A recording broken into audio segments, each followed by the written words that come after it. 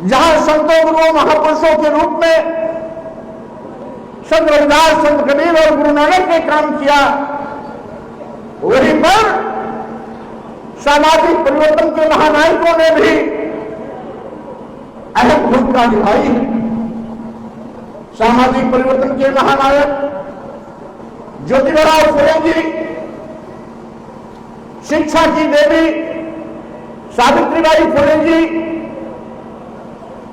इस देश की प्रथम महिला शिक्षिका फातिमा शेख जी, आर्यसर के जनक छत्रपति शाहू जी महाराज, भारतीय संविधान निर्माता परम पूज्य बाबा साहब डॉक्टर अम्बेडकर, पेरियार रामास्वामी नायकर, नारायण गुरु संत गाडगे, पेरियार मलई सिंह यादव, महामना राम वर्मा, शहीद बाबू जगदेव प्रसाद कुशवाहा एवं इसी भाईचारे का संदेश घर घर तक पहुंचाने वाले सामाजिक परिवर्तन के महानायक महात्मा कांशी राम जी ने समतामूलक समाज बनाने की दिशा में एक ऐतिहासिक पहल की। आज कुछ लोग धर्म के नाम पर समाज को बांटने की कोशिश करते हैं। कुछ लोग धर्म के नाम पर नीच होने का प्रमाण पत्र भी देते हैं। कुछ लोग ये भी सवाल उठाते हैं कि कौन हिंदू है कौन नहीं है। अभी अभी कुंभ मेले में एक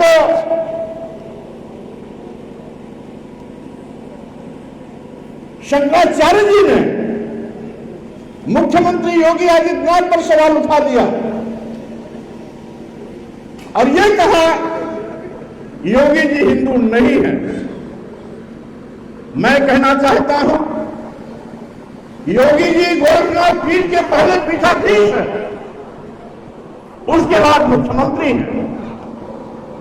गोरखनाथ पीठ के पीठाधीश्वर का महत्व किसी शंकराचार्य से कम नहीं है। अगर शंकराचार्य कहते हैं कि योगी जी हिंदू नहीं है तो शंकराचार्य को यह भी बताना चाहिए कि योगी जी हैं क्या। अगर गोरखनाथ पीठ का पीठाधीश्वर हिंदू नहीं है तो है क्या हो। जबकि हिंदू के कट्टर नेता माने जाते हैं, हिंदू धर्म के नाम पर बदनाम भी है और हिंदू मुसलमान को दो भाग में बांटने के लिए मुख्यमंत्री का नाम पहली वरीयता के साथ लिया जाता है। उसके बावजूद भी शंकराचार्य के मंतव्य के मुताबिक योगी जी हिंदू नहीं है। मैं कहना चाहता हूं आखिर शंकराचार्य जी हिंदू है कौन, आपको बताना चाहिए। इस देश की सर्वोच्च पद पर बैठी राष्ट्रपति द्रौपदी मुर्मू जी को दिल्ली के जगन्नाथ मंदिर में जाने से रोक दिया जाता है। क्या वो हिंदू नहीं है?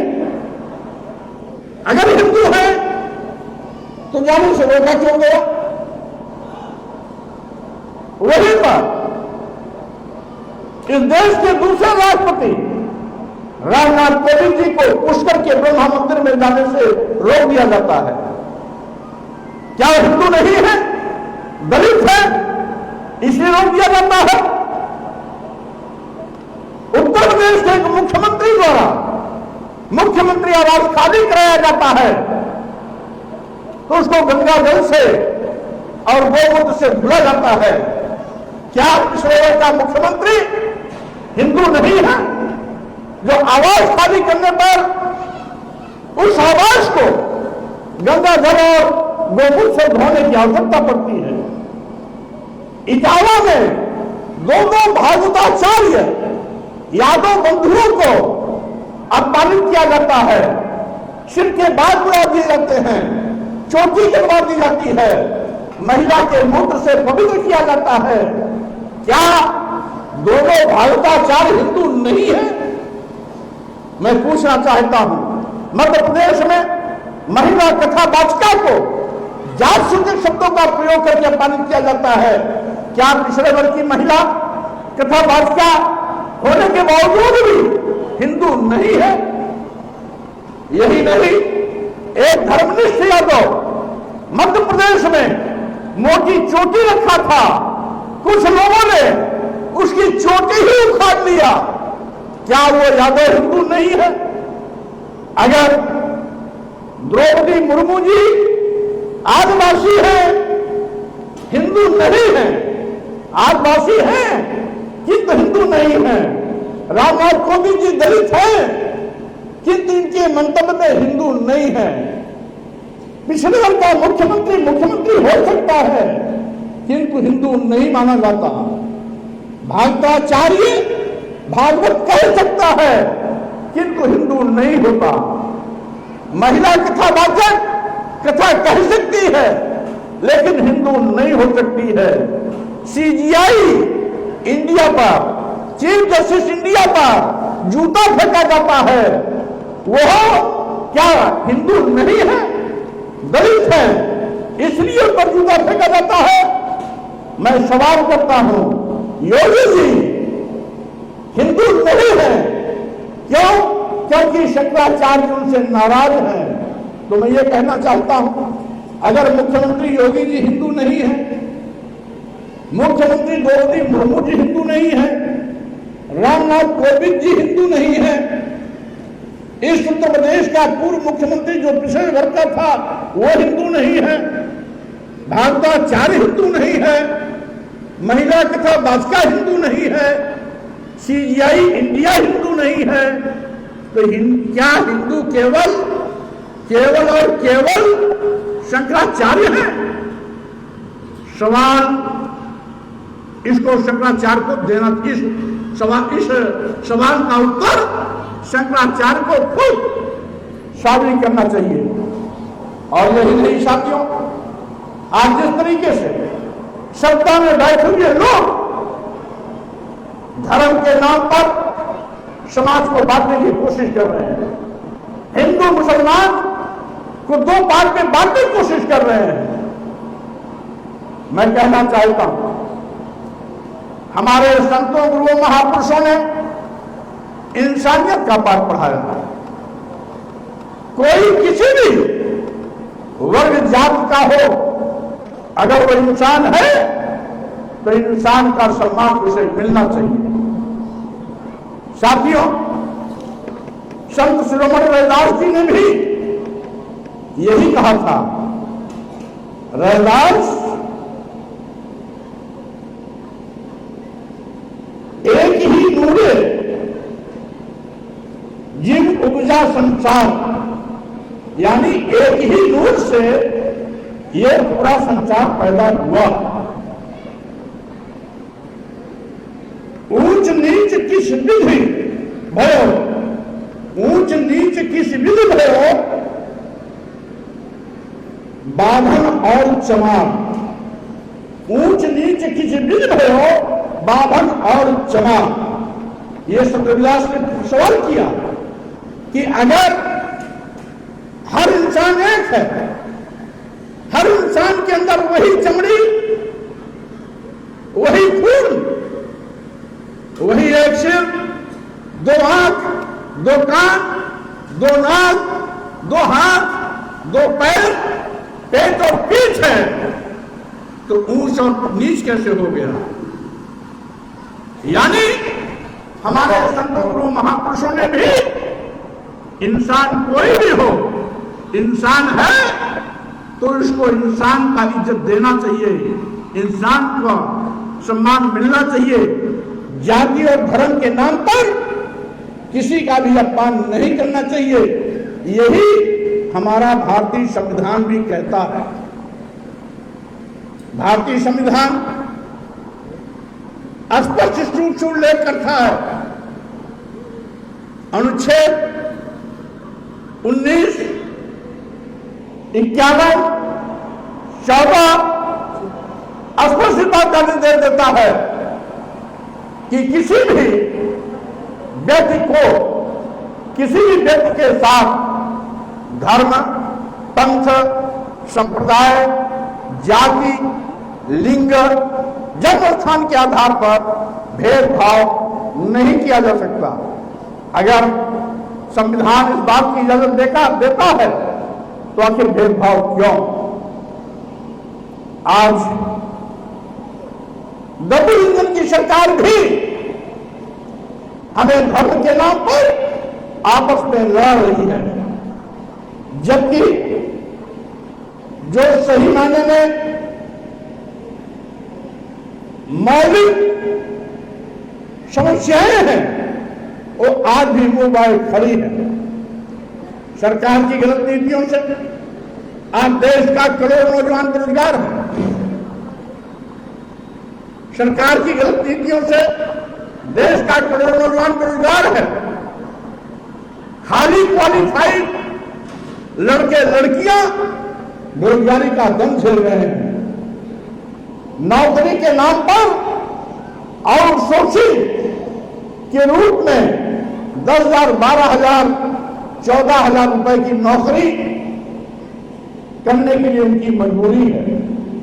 इस महंगाई में 10,000, 12,000, 14,000 पाने वाला हाईली क्वालिफाइड नौजवान क्या खाएगा, क्या बचाएगा, कहां से अपने बच्चों को पढ़ाएगा, कहां से अपना परिवार चलाएगा, कहां से अपने माता पिता की ईमानदारी करेगा? सरकार के पास इसका उत्तर नहीं। आज बेतहाशा गरीबी बढ़ी, आज बेतहाशा गरीबी बढ़ी। अब गरीबी का आंकड़ा माननीय प्रधानमंत्री स्वयं देते हैं कि हम 80 करोड़ लोगों को 5 किलो 10 किलो चावल देते हैं। दुर्भाग्य है, ये भारत जो कभी सोने की चिड़िया कहा जाता था, सत्ता में बैठे हुए लोगों ने इसको कंगाल बना दिया, गरीब बना दिया, लाचार बना दिया, बेबस बना दिया। और यहां तक कि 140 करोड़ की आबादी में 80 करोड़ लोगों की जिंदगी मात्र 5 किलो 10 किलो चावल पर रेंग रही है। आप सोचिए, जिस देश में 80 करोड़ लोगों की जिंदगी 5 किलो 10 किलो चावल पर चल रही होगी, वो अपने बेटे बेटियों को क्या विश्वविद्यालय में पढ़ाने का सपना कभी देख पाएंगे? वो अपने बेटे बेटियों को doctor, engineer, professor, advocate, IAS, IPS, PCS या वैज्ञानिक या अन्य अधिकारी बनाने का सपना कभी देख पाएंगे? यानी 80 करोड़ लोग जो 5 किलो 10 किलो चावल पर जीवन बिता रहे हैं, यह इस देश के गरीबी, कंगाली, भुखमरी का जीता जागता उदाहरण है, जो सरकार खुद आंकड़ा पेश करती है। और दूसरी ओर जनता के आंख में धूल झोंकने की कोशिश होती है कि हम भारत को विश्वगुरु बनाएंगे। भारत को विश्वगुरु बनाने वाले लोग पहले इस नायक ने पहले वो समाज को बांटना बंद कर दे। संविधान की कसम खाने वाले लोग संवैधानिक पदों पर बैठकर जब संविधान की धज्जियां उड़ाएंगे तो स्वाभाविक रूप से भारत की दुर्दशा ऐसी ही होगी जैसा कि देखने को मिल रहा है। आज महंगाई का आलम यह है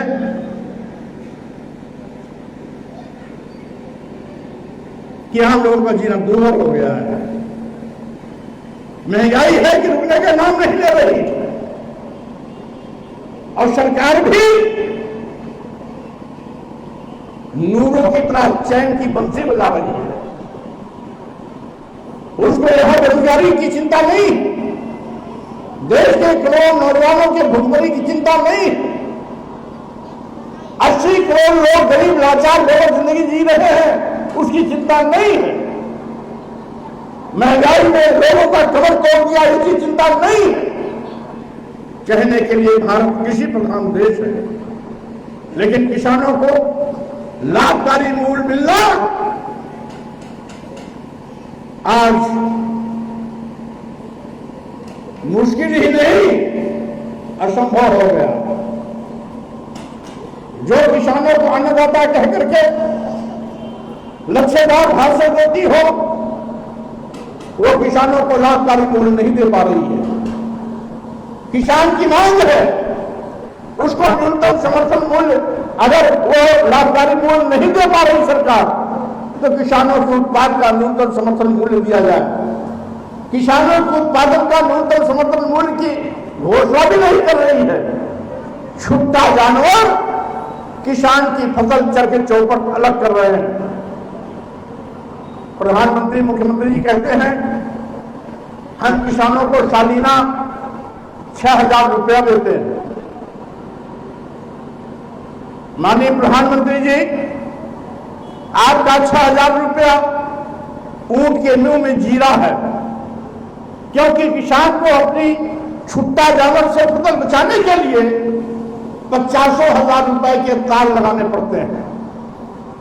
जब 50,000 रुपए का तार अपने खेतों में बाढ़ के रूप में लगाता है, तो आपके 6,000 रुपया बेईमानी हो जाती है। इसलिए आप एक कथी चवन्नी मत दीजिए, लेकिन किसानों के फसल की सुरक्षा सुनिश्चित करिए। छुट्टा जानवरों पर तत्काल रोक लगाइए। अभी शंकराचार्य ने आरोप लगाया मुख्यमंत्री जी पर कि पूरे विश्व में सबसे ज्यादा गोमांस का निर्यात भारत से होता है, और भारत में भी 40% मांस केवल उत्तर प्रदेश से होता है। जो गोरक्षनाथ के पीठ का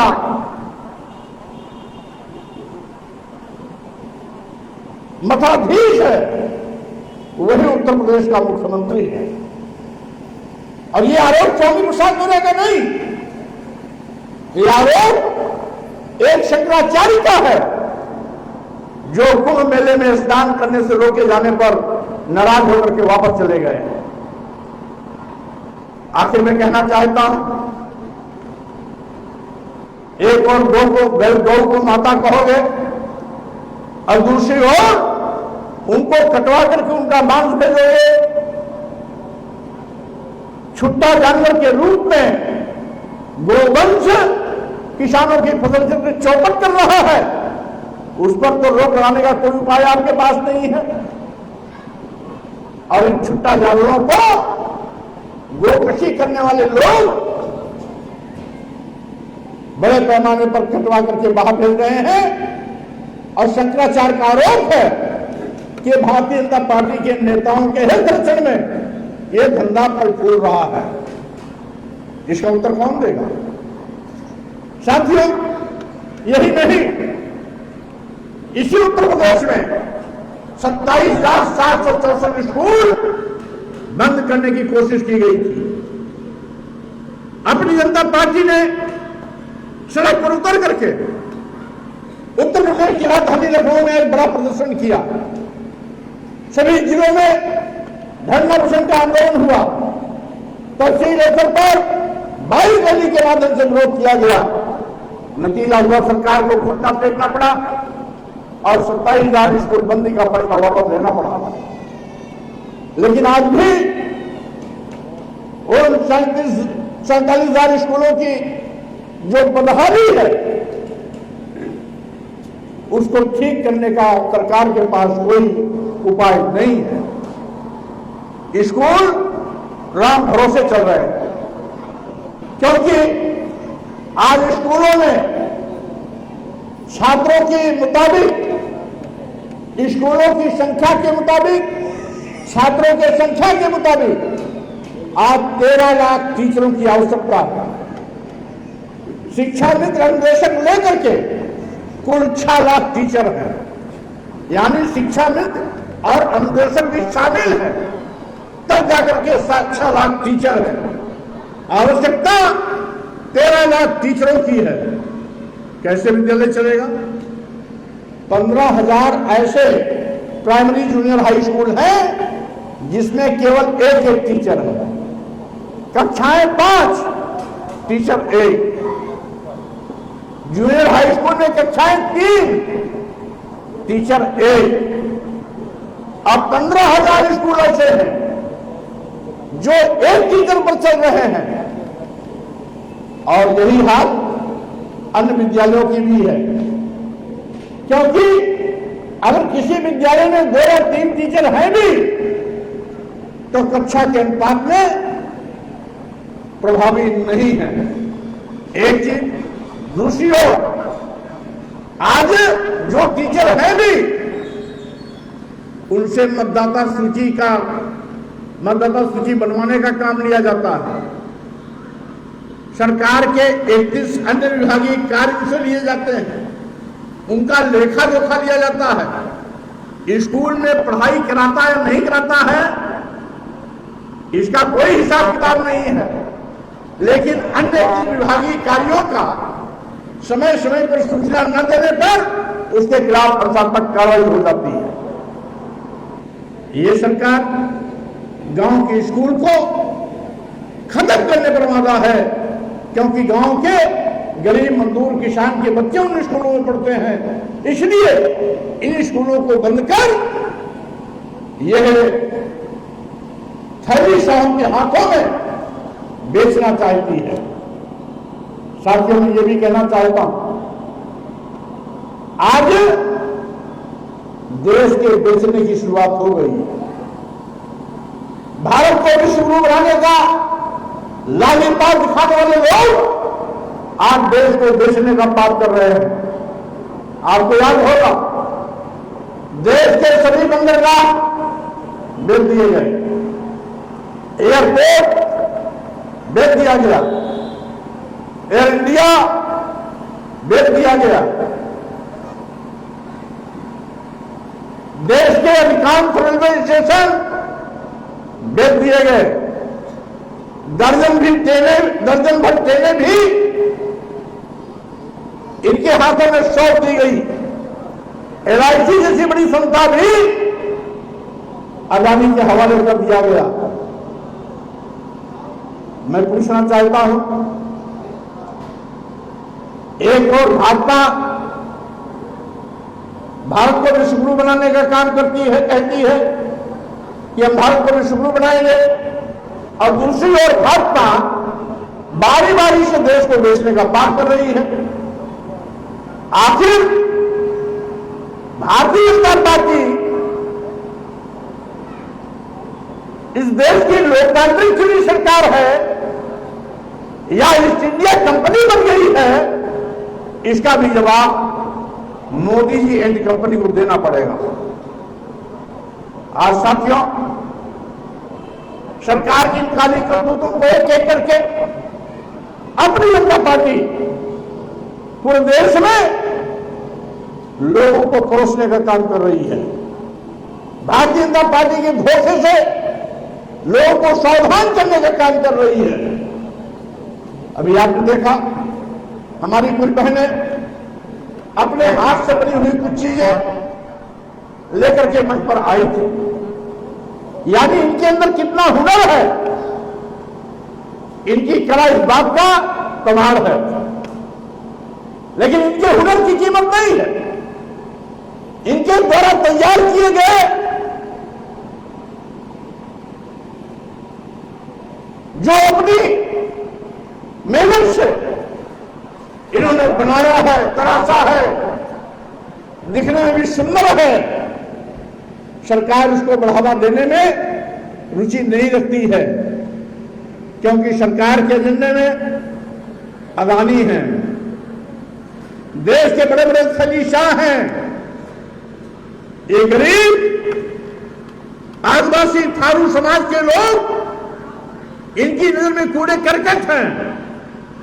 अगर इनको भी महत्व दिया जाता तो ये भी न केवल अपना परिवार चलाते बल्कि अच्छी हालत में आकर के अपने बच्चों को भी पढ़ा लिखा करके अधिकारी बनाने की हैसियत में खड़े दिखाई पड़ते।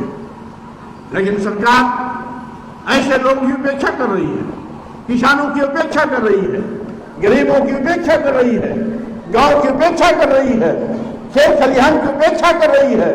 अगर उनकी प्राथमिकता में है अदानी है तथा कुछ चंद थली शाह है। आपको मालूम होगा कोई देश का कोई प्रदेश ऐसा नहीं है जहां हजारों हजार एकड़ जमीन 1 रुपया प्रति एकड़ के हिसाब से अदानी को न दे दी गई हो।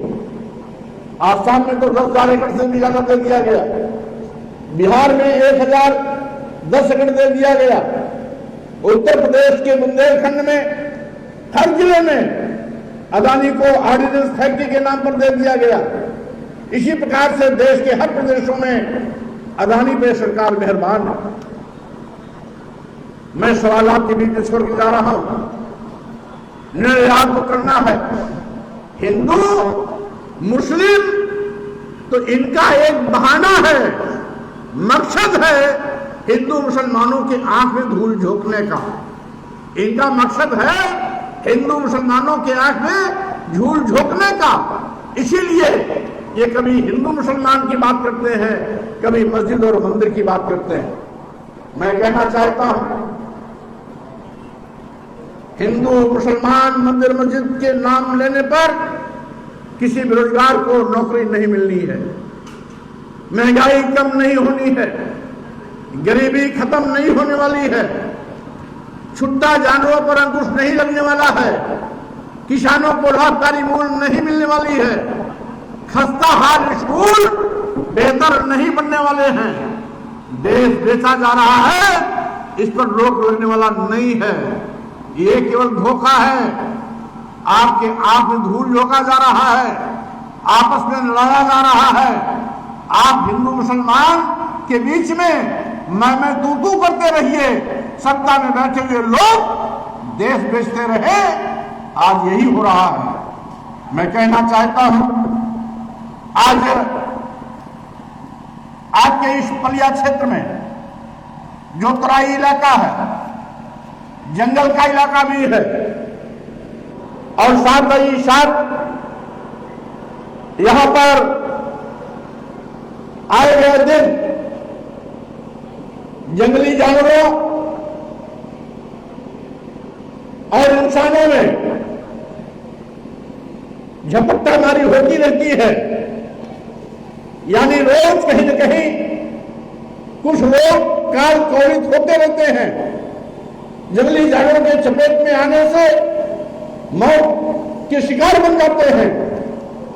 इस पर सरकार का ध्यान नहीं है। शारदा नदी बाढ़ में से भयंकर लूट होती है, किसानों का हजारों हजार एकड़ जमीन अपने साथ बाहर जाती है, फसल बर्बाद हो जाती है, तो सरकार ऐसे किसानों की सुध नहीं लेती है। यही नहीं, आपके यहां पर किसान बड़ी मेहनत से गन्ना तैयार करता है, चीनी मिलों को भेजता है, इस मकसद से कि हमें समय पर पैसा मिल जाएगा, हम अपना काम करेंगे। किसी बच्चे की शादी है, किसी की पढ़ाई है, किसी की फीस है, कहीं बिटिया की विदाई है, कहीं कुछ इलाज है। लेकिन पिछले 2 सालों से बजाज चीनी मिल किसानों का पेमेंट नहीं किया, न योगी सरकार न मोदी सरकार, कोई ध्यान नहीं दे रहा। आखिर क्यों? क्योंकि जानते हैं कि हिंदू मुसलमान के नाम पर इनको लड़ाते रहो, ये हिंदू मुसलमान दोनों आपस में दो हाथ करते रहेंगे और सत्ता में बैठे हुए लोग मनमाने तरीके से देश को बर्बाद करते रहेंगे, देश को बेचते रहेंगे, देश को लूटते रहेंगे। आज यही हो रहा है। आज यही नहीं, जब अभी फसल की बुआई का दौर था, जिसमें किसानों को खेतों में खाद डालने की जरूरत थी, यूरिया नदारत थी, लाइन लगाने पर भी यूरिया नहीं मिलती थी। मिलता क्या था? पुलिस की लाठियां मिलती थी। आखिर क्या देश ऐसे चलेगा? मनमानेपन से चलेगा? किसान प्रधान देश में किसान को लाठियों से पीटा जाएगा, या सरकार समय समय पर उनको खाद, बीज, पानी, उर्वरक आदि पहुंचाएगा, चीनी मिलों से पेमेंट कराएगा, बाढ़ से किसानों को बचाएगा, ये कब आखिर करेगा? इस तरीके से आज इस पलिया में, चूंकि मैंने कार्यक्रम पहले दे रखा था, अभिलाषा मौर्य जी गई थी और यहाँ के कुछ कार्यकर्ता गए थे, उन्होंने कहा हम कार्यकर्ताओं का बैठक करना चाहते हैं। इत्तेफाक से समय देने के बाद पता लगा कि आज ही संत श्रीमद रविदास जी की जयंती है। तो हमने कहा ठीक है भाई, रविदास जयंती के मौके पर आपका अपना सम्मेलन कर लेना। तो साथियों, धर्म हमें भाईचारे का पाठ पढ़ाता है, नफरत का नहीं, घृणा का नहीं, बैर का नहीं। और संत श्रीमद रविदास ने ये भी कह दिया था, मन चंगा तो कठौती में गंगा, मन चंगा तो कठौती में गंगा। यानी आप, अगर आपका मन साफ है तो भगवान किसी भी रूप में आप देख सकते हो, कहीं भी देख सकते हो। हर व्यक्ति के अंदर भगवान है, आप किसी को भी देख सकते हो। और इसीलिए जब घर घर में भगवान है, और ये मान लो जब घर घर में भगवान है, हर इंसान में भगवान का वास है, तो हिंदू मुसलमान क्यों, बौद्ध, सिख, जैन, पारसी, ईसाई क्यों? साथियों, यही कारण है कि यहां पर लोगों ने धर्म को समाज को बांटने का आधार बना दिया। और यही कारण है कि दुनिया का सबसे शक्तिशाली देश, जो पूरे विश्व का कभी अखंड भारत, जिसकी सीमाओं में अफगानिस्तान भी था, बलूचिस्तान भी था, म्यांमार भी था, थाईलैंड, सिंगापुर भी था, आज वो टुकड़े छोटा सा हो गया, बांग्लादेश भी निकल गया, पाकिस्तान भी निकल गया। कल्पना करिए वो भारत सम्राट अशोक के जमाने का, मौर्य साम्राज्य, सम्राट अशोक के उस बृहत्तर भारत का, उस अखंड भारत का, जिसकी सीमाएं Afghanistan, Balochistan, Thailand, Singapore, Burma और साथ ही साथ बर्मा, पाकिस्तान और पूर्वी ये बांग्लादेश सब इसी में था। लेकिन आज खंड खंड होता जा रहा है। ऐसे ही धर्म के नाम पर बांटने वालों की गलतियों से समाज हमारा कमजोर हुआ, देश हमारा कमजोर हुआ। आज भी कुछ लोग हिंदू राष्ट्र की मांग करते हैं। मैं बताना चाहता हूं साथियों, एक बार हिंदू राष्ट्र की मांग किया था हिंदू महासभा ने 1919 में हिंदू महासभा गठन हुआ था। 1923 में पहली बार द्विराष्ट्र की अवधारणा पर देश को बांटने की मांग की गई थी। 1939 में वीर सावरकर हिंदू महासभा के राष्ट्रीय अध्यक्ष बने थे। उन्होंने मांग को बड़ी मजबूती के साथ पूरे देश में फैलाया और 1942 में उनके वीर सावरकर के उत्तराधिकारी जब हिंदू महासभा के अध्यक्ष हुए, 47 में उसी समय देश का बंटवारा हुआ और इनकी ही जद्दोजहद पर देश का बंटवारा किया गया। देश का बंटवारा जिन्ना के कहने से नहीं हुआ, देश का बंटवारा हिंदू महासभा की जिद पर हुआ था। द्विराष्ट्र की अवधारणा हिंदू महासभा की थी। आज भी कुछ तथाकथित हिंदू का चोला पहनने वाले लोग इस देश को बांटने की कोशिश कर रहे हैं।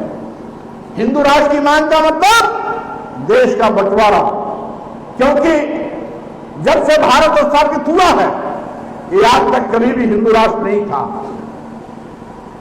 यह कभी भी हिंदू राष्ट्र नहीं था, आज भी नहीं है, आगे भी नहीं होगा। तो हिंदू राष्ट्र की मांग क्यों? अगर आप हिंदू राष्ट्र की मांग करोगे तो लोग बौद्धिस्तान की मांग क्यों नहीं करेंगे? जैनिस्तान की मांग क्यों नहीं करेगा? मुसलमान इस्लामिक राष्ट्र की मांग क्यों नहीं करेगा? सिखिस्तान की बात क्यों नहीं करेगा? इसलिए इस प्रकार के बेमतलब की मांग देश के साथ धोखा है, छलावा है, धर्म के नाम पर नौटंकी है। ऐसे नौटंकी बातों से सावधान रहने की आवश्यकता है। मैं अपने कार्यकर्ताओं से अपेक्षा करता हूं, समाज में भाईचारा बनाए, कोई भी हो, हिंदू, मुस्लिम, सिख, ईसाई, बौद्ध, जैन, पारसी, जो भी भारत का है वो हमारा साथी है, वो हमारा भाई है। हम उसको गले लगाएं, आगे बढ़े।